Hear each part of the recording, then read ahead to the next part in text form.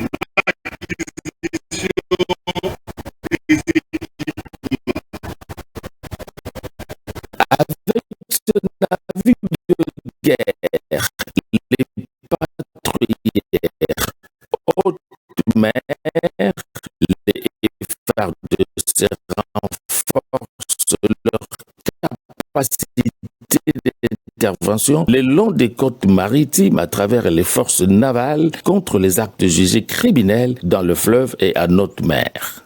La force navale est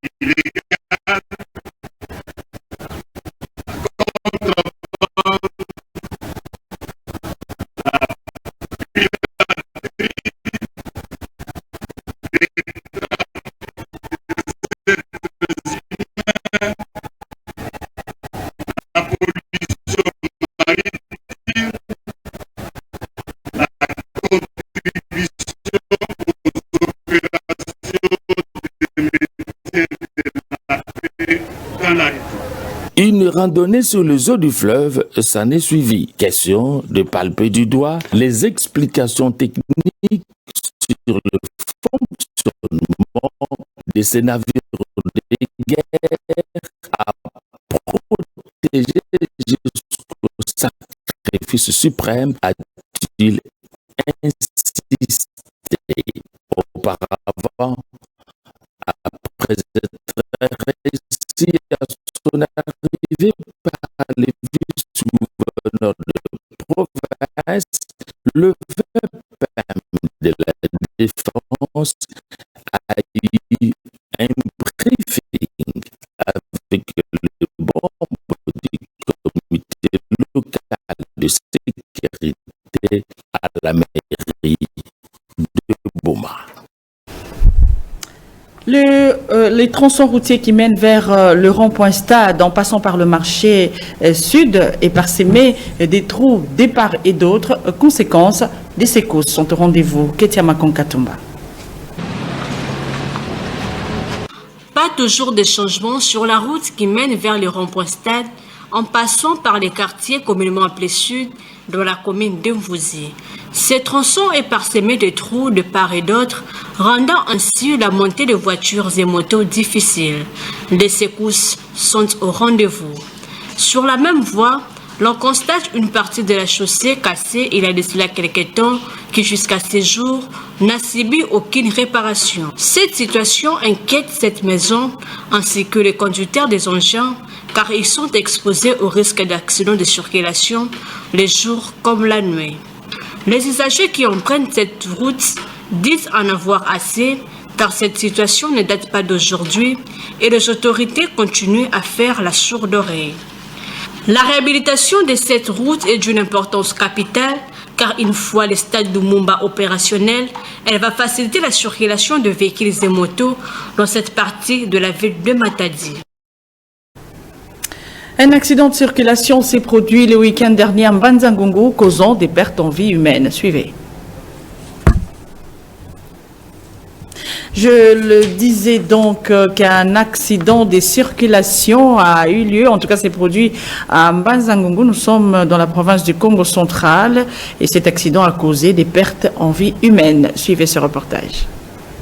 La nationale numéro 1, Matadi-Kinshasa, au niveau de Dilombele, dans les territoires de Mbanza-Ngungu, continue à compter des accidents de circulation, souvent avec un bilan lourd en perte de vies humaines. Le week-end dernier, vers 22 h, un camion remorque a achevé la vie des passagers d'une voiture taxi, selon les témoignages recueillis par l'un des survivants blessés acheminé à l'hôpital de référence Tensonankulu. Un problème technique serait à la base de cet accident. La voiture taxi percutée par les camions poids lourds est méconnaissable. Des morts, il y en a eu. Le bilan exact n'est pas bien connu. Et puis, revenons sur cette activité, sur cette grande activité qu'a eu le vice-premier ministre, ministre de l'Intérieur, Sécurité, Décentralisation et Affaires coutumières, Jacquemin Chabani, qui a procédé au lancement des programmes de vulgarisation de textes de l'organisation du comité provinciaux et locaux de sécurité. C'était le mardi 11 mars 2025 en présence du gouverneur du Congo central, Grace Kwangamaswangi Lolo. Suivez.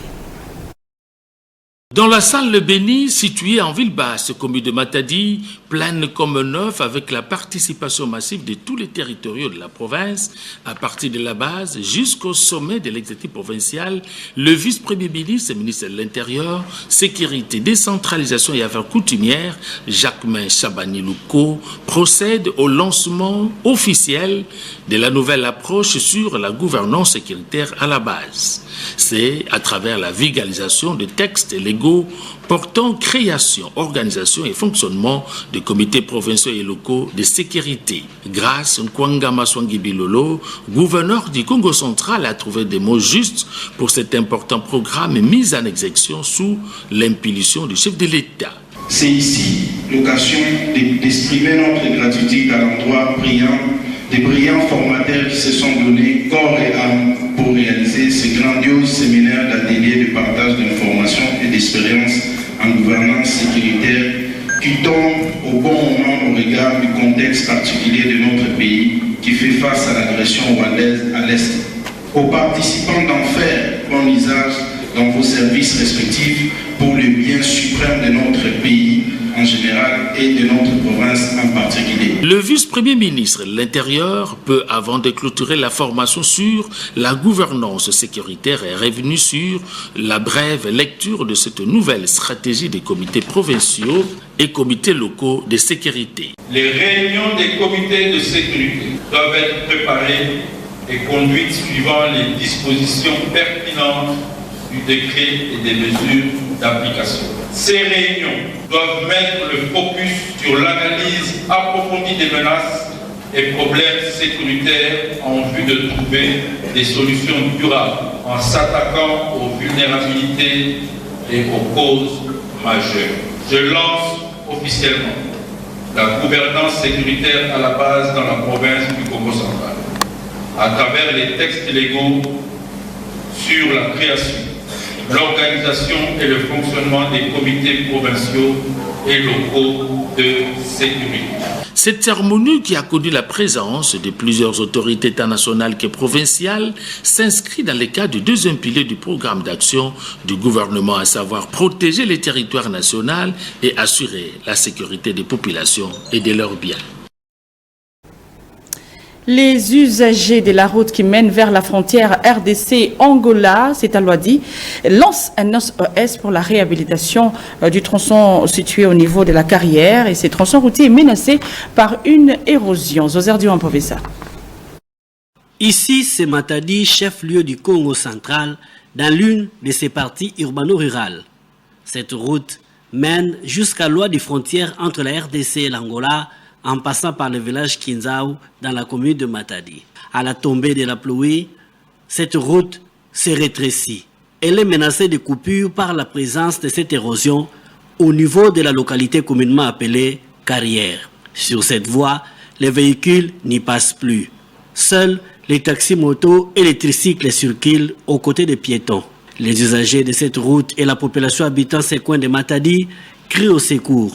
Betkena kulomba na bafumu ya leta ba sunga beto samti ba kuza finiki na beto dibulu ya facilité beto kwa antuka betena lomba na leta congolais batala nzila yai bavua na makanisimo si ya mbote sauna kubongusela beto nzila ya moteke tina frontière. Une fois réhabilitée, cette route va faciliter l'évacuation des marchandises en provenance de l'Angola et vice-versa. Et puis dans le cadre des préparatifs des centenaires de la mission de Cassis, c'est situé dans le territoire de Songololo, les notables du secteur Wombo ont tenu une première réunion dans la salle des Sœurs à Safari, c'est à Kinkanda dans la commune de Matadi. Suivez. La salle de fête des Sœurs à Safari Kinkanda dans la commune de Matadi a servi de cadre à la toute première réunion de sensibilisation qui a réuni autour d'une même table les notables du secteur de Wombo. Cette rencontre s'inscrit dans le cadre des préparatifs des centenaires de la mission Kassi, située dans les territoires de Luozi, dans la province du Congo central. Les centenaires est un événement historique qui va au-delà des confessions religieuses. Léon Mukoko wa Mukoko, notable du secteur de Wombo, invite les uns et les autres à l'unité. Ce n'est plus l'affaire des catholiques seuls, maintenant c'est l'affaire de la contrée du secteur de Wombo qui est en train d'avoir un deuxième monument historique qui fera désormais partie du patrimoine mondial. Donc le centenaire, ce n'est pas peu et ça va être l'occasion d'ailleurs de fédérer tout le monde autour de cet idéal pour pouvoir voir notre contrée sous un autre regard. Désiré Manzaoku, curé de la paroisse Saint-Joseph de Kassé, s'est dit satisfait à l'issue de l'installation des points focaux de la ville de Matadi. Déjà avec cette première installation du point focal de Matadi, je me sens heureux et c'est pratiquement la vision même de notre évêque, Monseigneur André Girokini, qui voudrait que la paroisse se prenne en charge par les chrétiens prennent leur paroisse en charge. Donc maintenant, tu dois dire, je suis déjà c'est qu'ils viennent se faire. À noter que l'installation des points focaux va s'étendre à travers tous les coins et recoins de la République démocratique du Congo.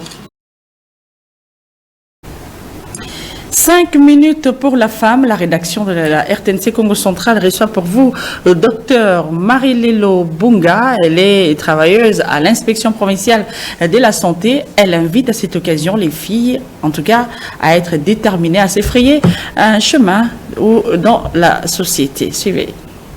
Au début, moi, j'avais besoin de faire le droit. Mais quelque temps, après vers 11 ans, mon père est tombé malade. Il a fait une paralysie. Nous étions obligés, maman, moi et mon frère, accompagnés papa partout, devaient être soignés. Mais comme c'est moi qui avais assisté à la chute qu'elle avait faite, les jours qu'elle a connu cette paralysie, j'étais obligée d'expliquer au personnel soignant comment s'est passée cette chute, qu'est-ce qui s'est passé réellement la nuit où papa est tombé malade. Je vis l'appui, les soutiens et les services rendus à mon père par rapport à sa santé. Cela m'a motivé. Je me suis dit, moi, dans ma vie, je serai médecin. Aujourd'hui, je suis médecin. Je suis à la 20e année de ma carrière. Cursus scolaire, vraiment pas de problème. Mais quand nous arrivons à l'université, un peu de discrimination liée aux gens, un peu de peur parce qu'on nous parlait de cette médecine-là qui n'était toujours pas facile. La faculté de médecine n'a toujours pas été facile. Devant tout cela, il y a eu une détermination. Nous nous sommes dit ceci. Puisque nous voulons, nous pouvons. Nous avons eu confiance en nous-mêmes et par l'aide du Seigneur, nous nous sommes mis. Je pense que les collègues qui nous regardent ce soir pourront venir vous témoigner de ce dont nous avons été capables parmi plusieurs hommes. Nous sommes assumés et voilà, nous sommes médecins aujourd'hui. Mon mari est le premier facilitateur, mon mari est le premier à protéger.